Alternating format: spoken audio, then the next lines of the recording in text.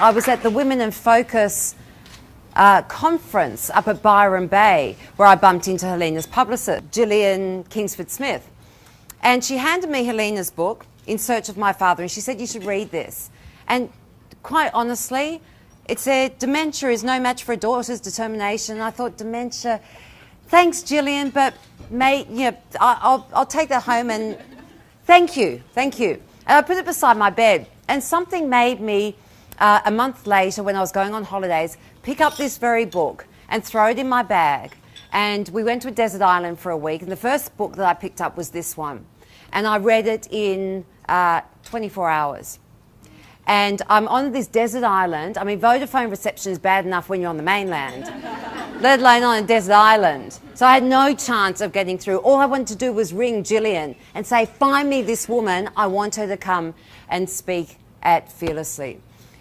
Her message is fabulous. And when we talk about leadership, overcoming our fears, what we need to also embrace is fantastic sort of mastery of the mind. And Dr. Helena Popovich is a specialist in neuroplasticity, so how the brain changes itself and how we're able to be a part of that process. And she's also a master in mastering your mind to master your life.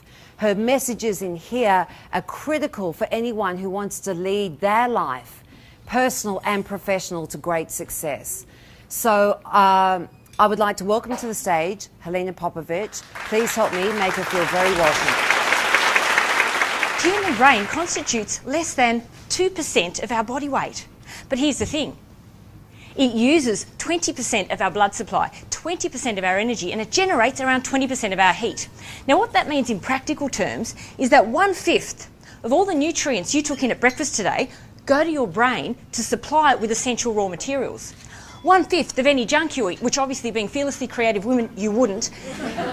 But the rest of the world out there, 1/5 of all the junk they eat goes to their brain to jam its mental machinery, to actually slow down our cognitive processes. And 1/5 of all the calories we consume go to our brain to keep our cognitive wheels turning, because in fact, thinking, planning, decision-making are high-energy work and use up quite a lot of calories. Now, to kick things off, turn to the person sitting next to you and give them your best smile.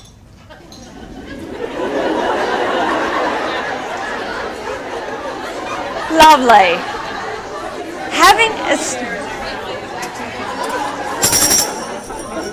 Having established immediate rapport, please give each other a genuine, heartfelt compliment. Now, if you're sitting there thinking that the person next to me doesn't know me, don't you worry. Something pleasant and positive about you has struck them, or they wouldn't be sitting next to you. You've got 10 seconds each. Go for it. What was that all about?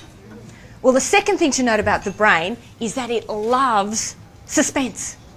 Suspense has the effect of giving our brain cells a shake and saying, wake up, something really exciting is about to happen. So I'm not going to tell you why we did that until much later. In order to keep your brain cells in suspense and on alert for the answer, and therefore totally switched on and paying full attention to everything I'm saying, which of course you would anyway, because I have, seriously, the most amazing news.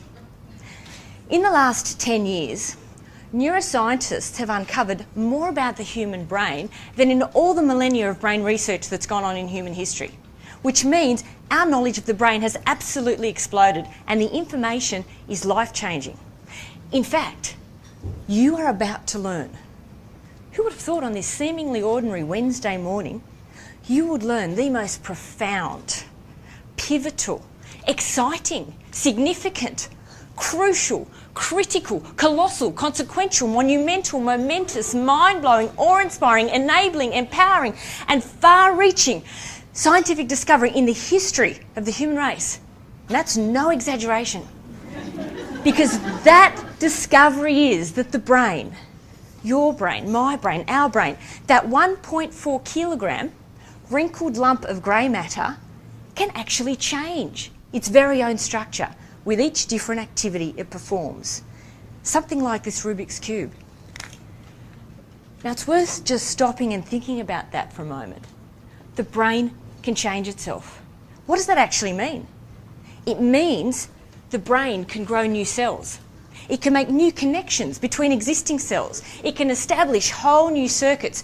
It can even change which cells perform which functions. And this is all more good news because all those things we can do something about. It doesn't just do that randomly. It does that in response to what we do, in response to what we think or not think even, and in response to how we behave. And we call this remarkable ability for the brain to change itself, as Susie said, neuroplasticity.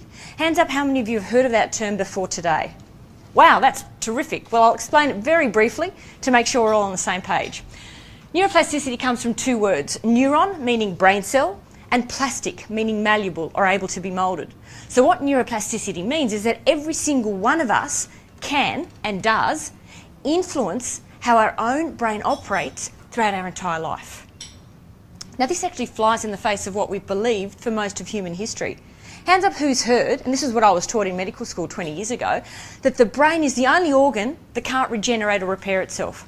That once you've lost or damaged brain cells, too bad mate, there's nothing you can do about it. Well guess what, the brain is probably the most capable organ of repairing and regenerating itself because we are constantly making new brain cells. We make 5,000 new brain cells every day of our lives, when we're young, when we're old, and every age in between. And what's more, we aren't just the builders of our own brains, we're the architects and designers of our brains through the day-to-day choices we make and the activities we engage in. Now, why is this so important? Why does this matter so much?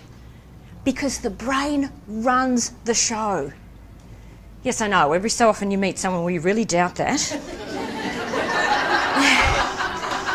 Dementia is a lifestyle-based disease as much as heart disease and obesity. So there is so much we can do about it. And this is what's great about this information. It is just so empowering. Also, we can improve our focus, our concentration, our memory at any age. It's never too early and it's never too late to start. So it brings us to the question, what is the basis of neuroplasticity? It's that the brain operates like a muscle. The more actively we engage our brains, the more different ways we use our brains, the bigger, the more complex, and the more effective they can become. Now here's something fascinating. The brains of wild animals are 15 to 30% larger than the brains of their tame domestic counterparts. Now originally when I first graduated in medicine, I was absolutely set on being a psychiatrist. But 3 months into my psychiatry career, I had a profound realisation that I would end up being a patient myself if I stayed with it.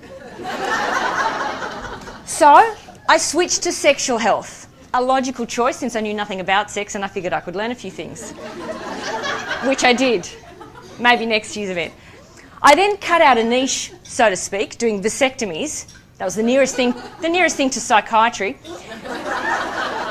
Before I took up a specialty in lifestyle-based diseases, which account for 8 out of 10 visits, more than 8 out of 10 visits to the GP. So that's what I'm going to answer today. What can we do today to boost our brains so that we perform at our peak on a daily basis, so that we tap into brain potential we never knew we had, and so that we stay as sharp at 90 as we were at 30.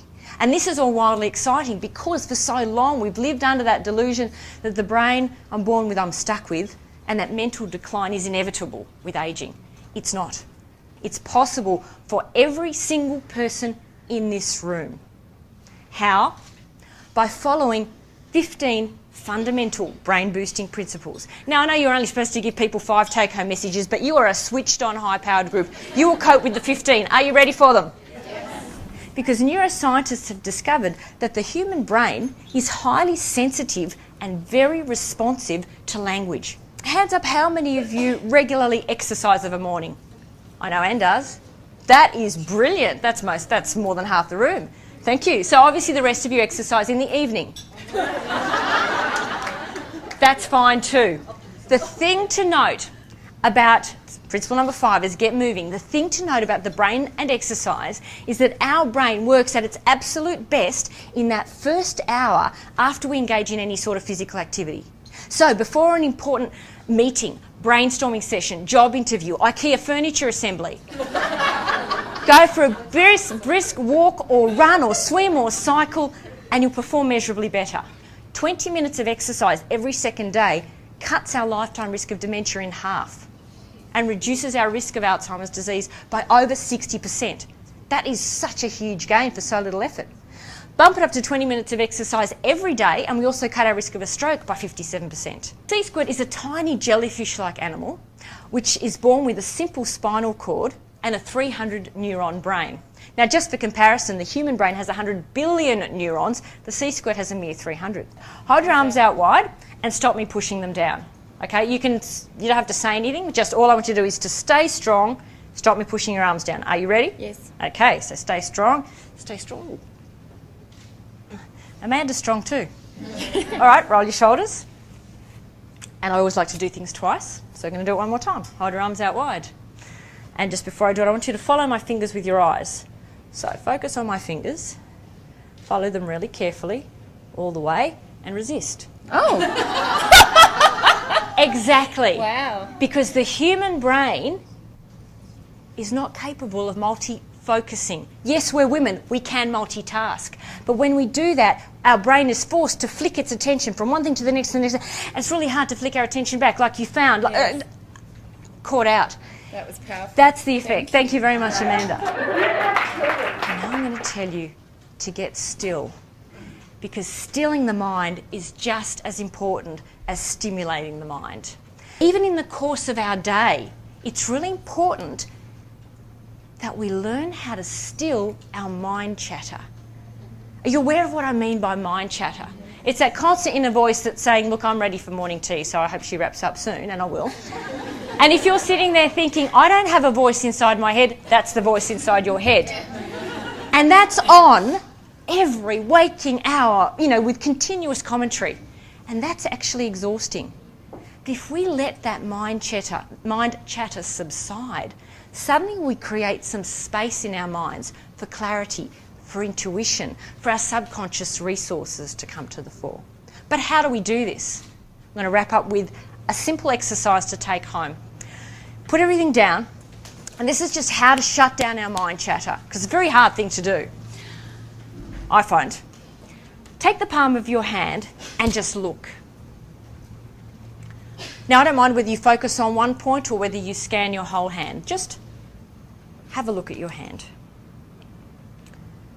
And try not to have a conversation about what you're seeing. So if you see a very short lifeline there, don't panic and think I should be dead. Just look.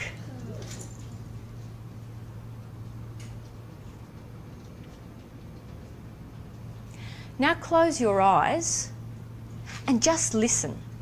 And I want you to follow the sound of this bell. And when it subsides, just listen to the silence.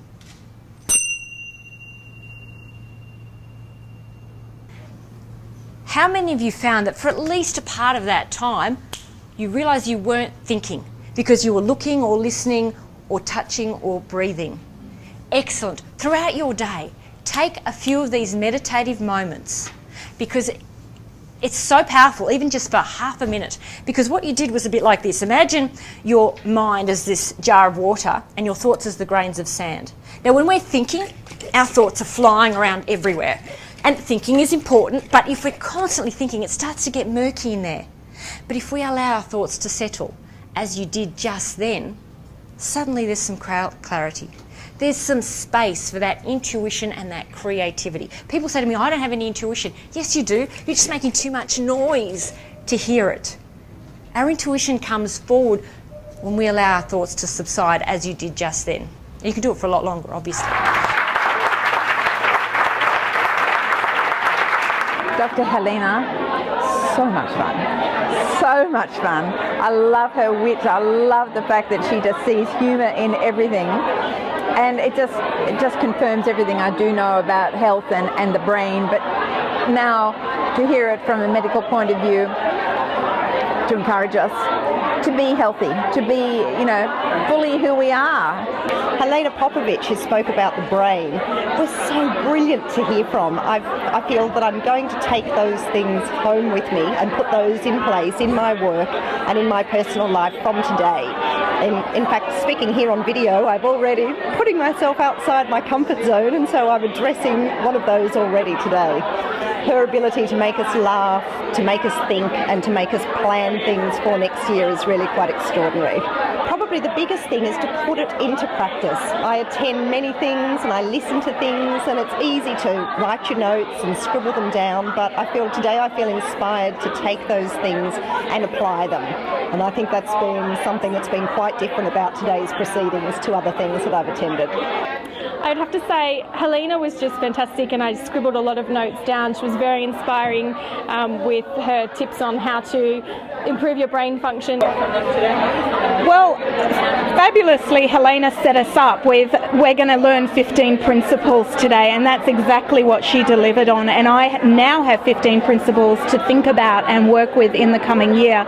She is an engaging, dynamic, entertaining, motivating speaker. It was such a joy to listen to her, and she brings medical concepts into the real world and demonstrates them so well and so clearly that you can easily translate everything that she says into what we can do and how we can implement going forward.